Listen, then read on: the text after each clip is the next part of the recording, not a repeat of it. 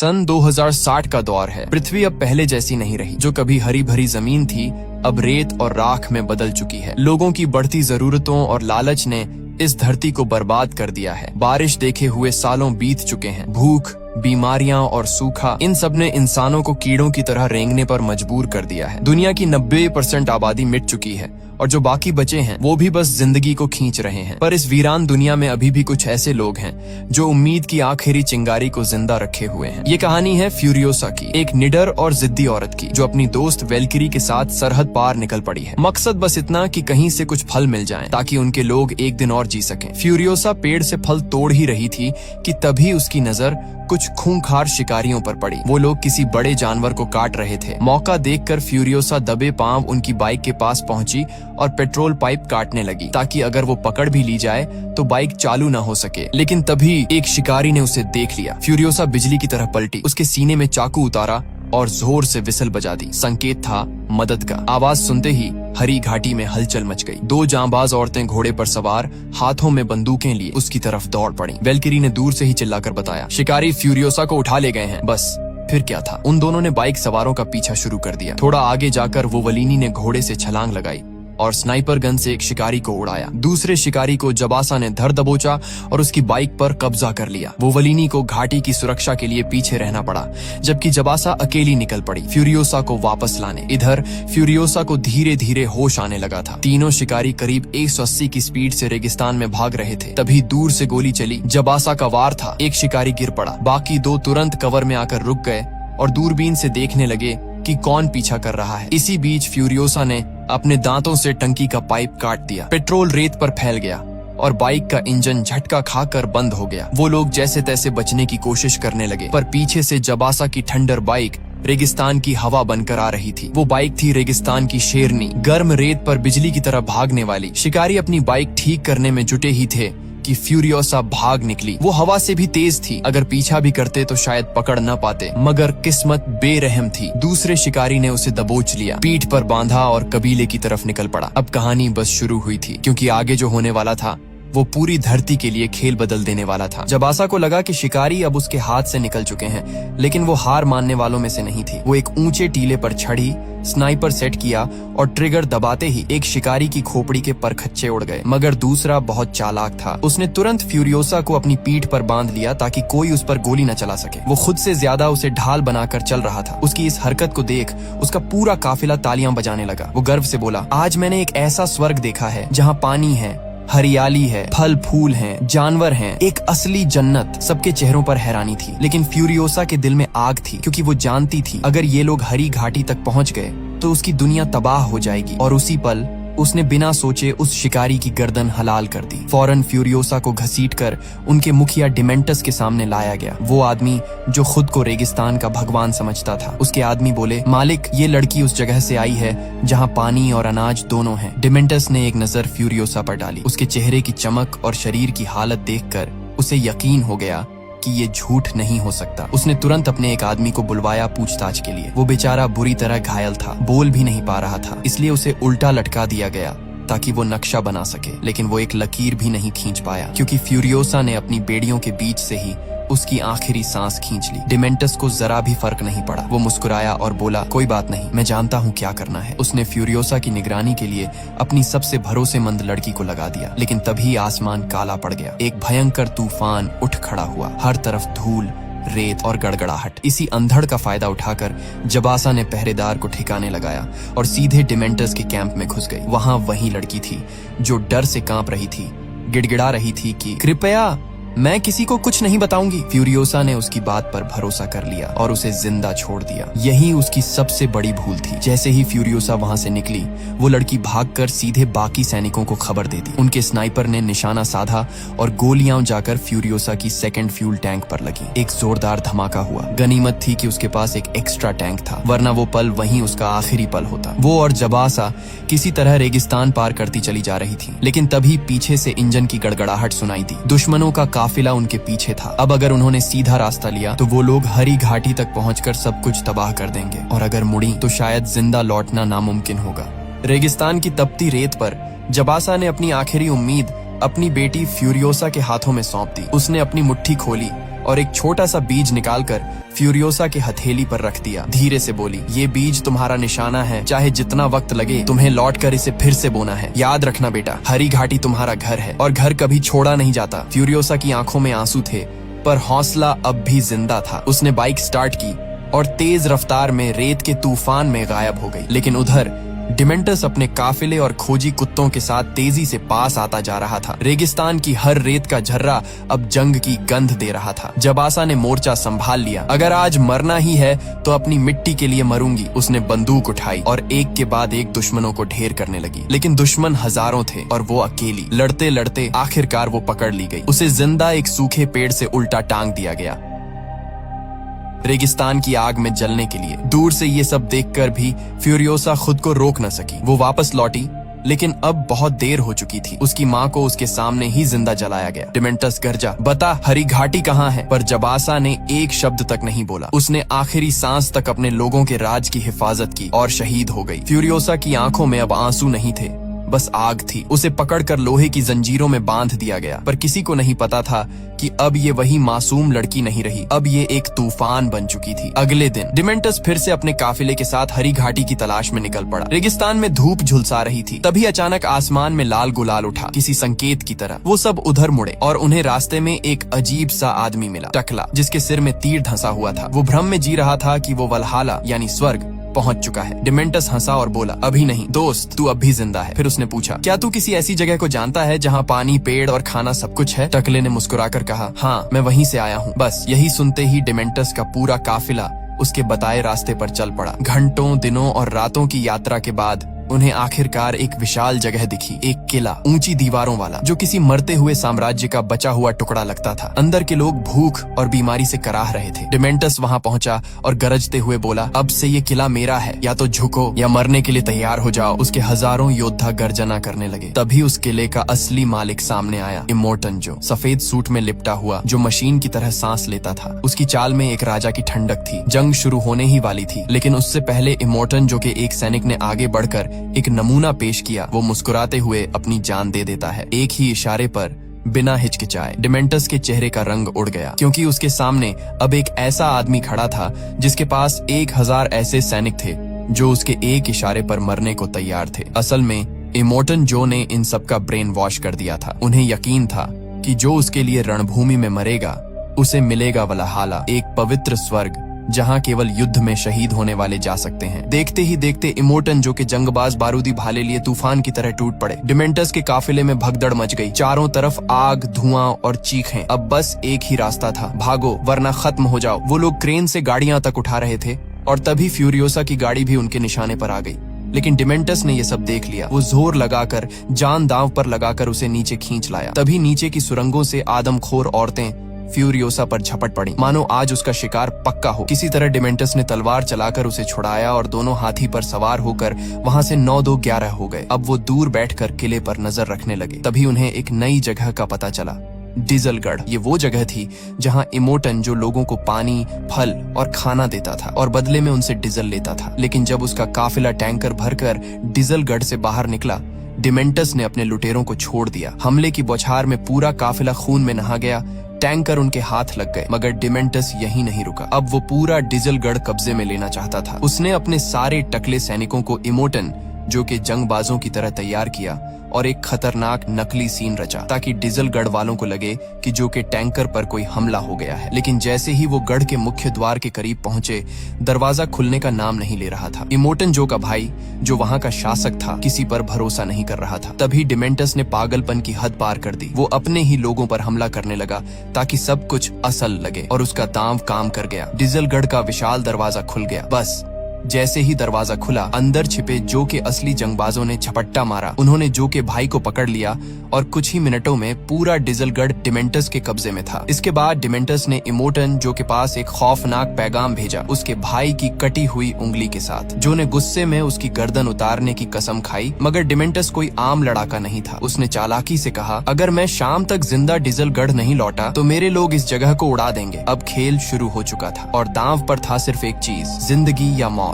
इसी उथल पुथल में डिमेंटस के हाथ से हथियार फिसल गया और एक ही झटके में इमोटन, जो कि भाई की सांसें थम गईं, जो गुस्से से तिलमिला उठा। उसकी आंखों में आग थी और आवाज में जहर। क्या चाहिए तुम्हें? उसने दहाड़ते हुए पूछा। डिमेंटस मुस्कुराया, जैसे उसे इसी पल का इंतजार था। अब से डिजलगढ़ मेरी हुकूमत में रहेगा, उसने कहा। एक टैंकर तेल के बदले दुगना अनाज, दुगने फल, दुगनी सब्जियां, सब कुछ दुगनी मात्रा में चाहिए। इमोटन, जो को पता था कि उसकी मशीनें, खेत और पानी के सारे पंप तेल पर ही चलते हैं और अगर उसने इनकार किया तो उसका साम्राज्य एक दिन में ढह जाएगा। वो मजबूर था, डील माननी ही पड़ी। लेकिन तभी जो की नजर फ्यूरियोसा पर पड़ी, उसकी आंखें ठहर गईं। इस डील के तहत उसने फ्यूरियोसा को अपनी मांग में शामिल कर लिया। असल में इमोटन, जो की बहुत सी बीवियां थीं, मगर कोई भी उसे अब तक एक स्वस्थ बेटा नहीं दे पाई थी, एक ऐसा वारिस जो उसके राज को आगे बढ़ाए। फ्यूरियोसा मजबूत थी, स्वस्थ थी और जो को यकीन था कि वही उसे उसका वारिस दे सकती है। डील पक्की हो गई और फ्यूरियोसा को बाकी बीवियों के साथ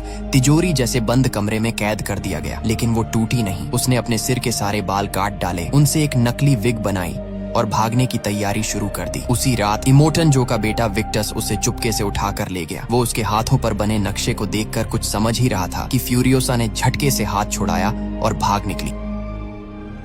विक्टस उसे पकड़ न सका और ये बात उसने किसी से नहीं कही। कई साल गुजर गए। फ्यूरियोसा अब उन्हीं में एक लड़के के रूप में काम करने लगी। वो हर काम में माहिर थी, इतनी कि बार बार उसे प्रमोशन मिलता रहा। लोग उसे गूंगा समझते थे क्योंकि उसने सालों तक एक भी शब्द नहीं बोला। उसकी खामोशी में ऐसा दर्द था जिसे कोई समझ नहीं सकता था। फिर एक दिन किस्मत ने करवट ली। उसे मौका मिला जंगी टैंकर पर काम करने का। फल सब्जियों से लदा टैंकर डिजलगढ़ के लिए रवाना हुआ। इस मिशन की जिम्मेदारी थी टैंकर के कप्तान जैक के हाथों में, जो अब तक एक भी मिशन में नाकाम नहीं हुआ था। मगर आज हालात कुछ और थे। पीछे से खोपड़ी गैंग के खूंखार लुटेरे उन पर टूट पड़े। उनके पास पैराशूट, ग्लाइडर, बारूदी हथियार, सब कुछ था। आसमान से बरसते हुए वो टैंकर पर हमला करने लगे। कुछ ही मिनटों में जंग का मैदान नरक बन गया। फ्यूरियोसा के लिए ये उसका पहला दिन था, लेकिन लग रहा था कि ये उसकी जिंदगी का आखिरी दिन साबित होगा। वो किसी तरह ऊपर चढ़ी।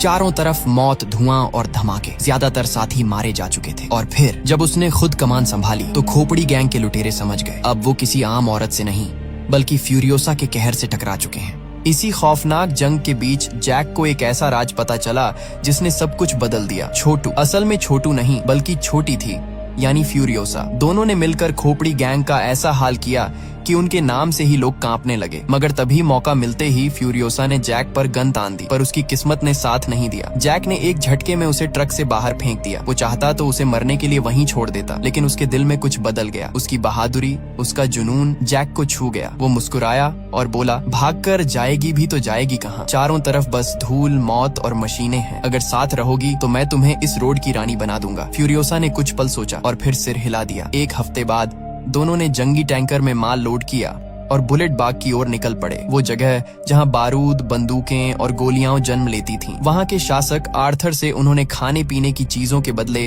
हथियारों की डील की। मिशन पूरा हुआ और दोनों सही सलामत लौट आए। साथ बिताए हर पल के साथ उनके बीच का रिश्ता गहराता गया। अब वो सिर्फ साथी नहीं रहे, एक दूसरे की कमजोरी बन चुके थे। एक रात फ्यूरियोसा ने जैक को अपना बचपन का नक्शा दिखाया। यही है मेरा घर जहां मुझे लौटना है। जैक ने बिना झिझक कहा, तो मैं तेरे साथ चलूंगा, लेकिन जब वक्त सही होगा। अगले हफ्ते उन्हें डीजलगढ़ की ओर रवाना होना था, मगर हालात वहां किसी नरक से कम नहीं थे। भूख से तड़पते लोग टैंकर पर टूट पड़े। सारा सामान लूट लिया, बदले में एक बूंद डीजल तक नहीं मिली। किसी तरह वहां के हाकिम डिमेंटस ने उन्हें बचाकर बाहर निकाला। उसने कहा, 3 दिन बाद मीटिंग होगी। वीरानगढ़, डीजलगढ़ और बुलेट बाग, तीनों जगह के शासक मिलकर इस भूख के मसले को सुलझाएंगे। जैक ये खबर लेकर लौटा तो इमोटन, जो के बेटों का खून खौल उठा। उनका मानना था कि डिमेंटस को अब जिंदा छोड़ना कमजोरी होगी, मगर डर ये था कि अगर उसने डीजलगढ़ उड़ा दिया तो उसे फिर बनाने में सदियां लग जाएंगी। इसलिए वो सही वक्त का इंतजार करने लगे और वो वक्त अब आ चुका था। प्लान साफ था। मीटिंग के दिन ही डिमेंटस का अंत। बुलेट बाग का आर्थर भी उनके साथ मिल चुका था। जैक को हुक्म मिला, टैंकर को बुलेट बाग ले जा, उसे हथियारों और बारूद से भर दे। जैक ने फ्यूरियोसा से कहा, खाना,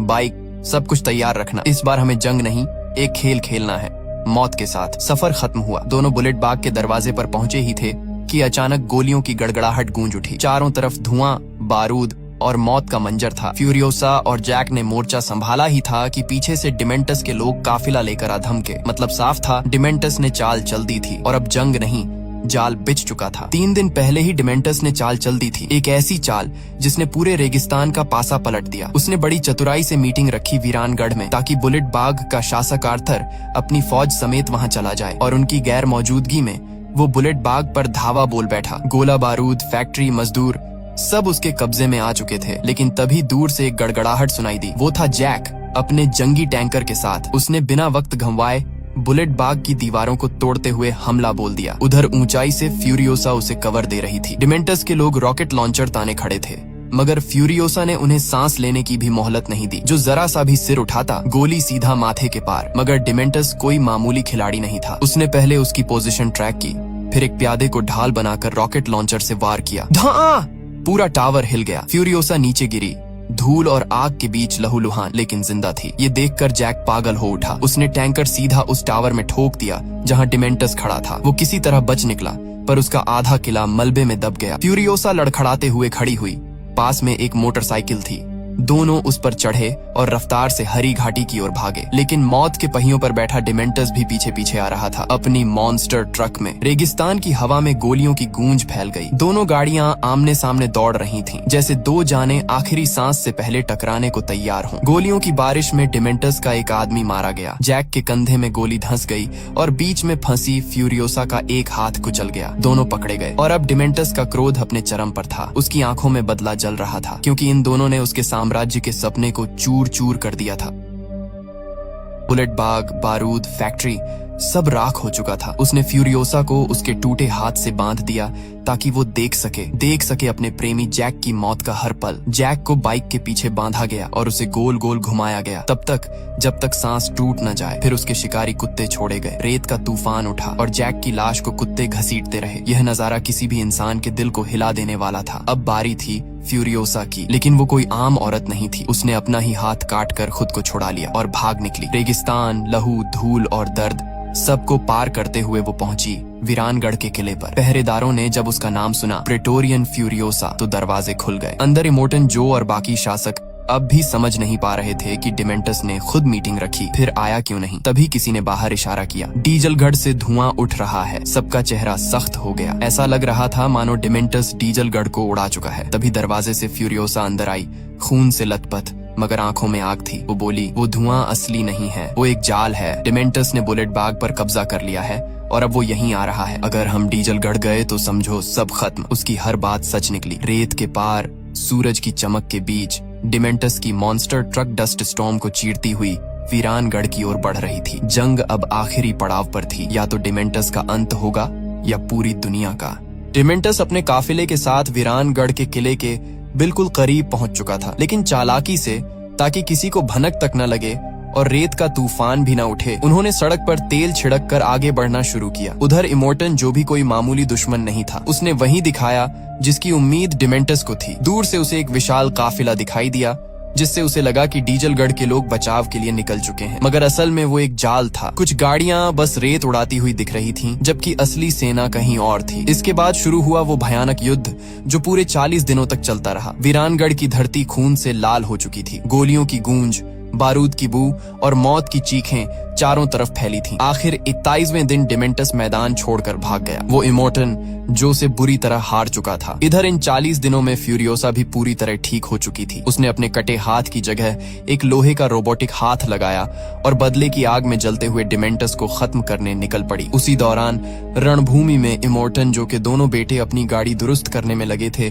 ताकि डिमेंटस का पीछा कर सकें। मगर गाड़ी जैसे ही ठीक हुई, फ्यूरियोसा ने उसे झटके से छीन लिया और अपने दुश्मन के पीछे निकल पड़ी। डिमेंटस को एहसास हुआ कि कोई उसका पीछा कर रहा है, तो वो अपने काफिले को 3 दिशाओं में बांट देता है। लेकिन फ्यूरियोसा चालों की मास्टर थी। वो उसके हाथी को पहचान चुकी थी। करीब जाकर देखा तो समझ गई कि वो फिर से उसे धोखा देकर निकल गया है। फिर भी वो पीछे नहीं हटी। वो उसी जलते रेगिस्तान में उसे ढूंढती रही, जब तक कि आखिरकार उसने उसे पा नहीं लिया। अब डिमेंटस के पास गोलियां खत्म थीं, ताकत भी जवाब दे चुकी थी। वो भागने की कोशिश करता रहा, लेकिन रेत पर इंसान कहां तक भाग सकता है। थककर वो फ्यूरियोसा के कदमों में गिर पड़ा। फ्यूरियोसा ने उसे बेहोश किया, फिर उसकी गर्दन पर बंदूक रखकर कहा, याद है तूने मेरी माँ को जिंदा जलाया था। डिमेंटस मुस्कुराया और बोला, मार दे मुझे, तेरी माँ तो लौट कर नहीं आएगी। मुझे मारकर तू सुकून पा लेगी, लेकिन वो मंजर तेरे जहन से कभी नहीं जाएगा। तू उसी आग में जलती रहेगी उम्र भर। फ्यूरियोसा ने ट्रिगर नहीं दबाया, क्योंकि मौत बहुत आसान सज्जा थी। उसने उसे ऐसी यातना दी जो इंसान तो क्या रेत के झर्रे भी याद रखें, वो उसे जिंदा रखती है उसी वीरानगढ़ के किले में, जहां अब उसे कैद हुए पूरे 20 साल हो चुके हैं। जो कभी माइक लगाकर शेर की तरह दहाड़ता था, आज सिकुड़कर